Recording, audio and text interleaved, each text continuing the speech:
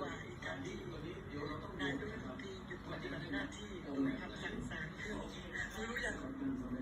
หนักกว่านั้นคือรักษาการนายกรัฐมนตรีคุณรู้ไหมใครสุริยะจึงรุ่งเรืองกิจอีปะโต้อีปะโต้ที่งับแม่ไม่ได้ใช่ไหมที่งับแม่ไม่ได้